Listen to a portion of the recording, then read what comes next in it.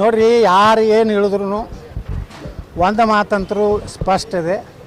ಈ ದೇಶದ ಜನ ಇವತ್ತು ನರೇಂದ್ರ ಮೋದಿಯವ್ರನ್ನ ಒಪ್ಕೊಂಡು ಬಿಟ್ಟಿದ್ದಾರೆ.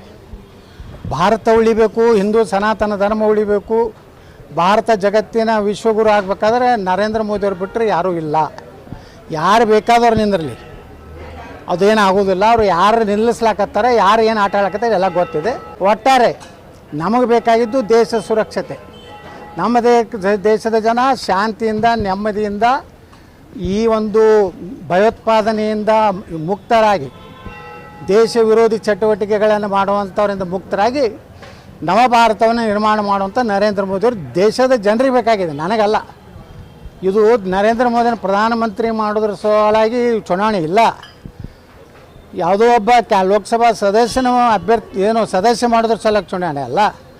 ನನ್ನ ದೇಶ ಉಳಿಬೇಕು, ನನ್ನ ಮನೆ ಸುರಕ್ಷತೆ ಇರಬೇಕು, ನನ್ನ ದೇಶದಲ್ಲಿ ನಾವೆಲ್ಲ ನೆಮ್ಮದಿಯಿಂದ ಜೀವನ ಮಾಡಬೇಕು.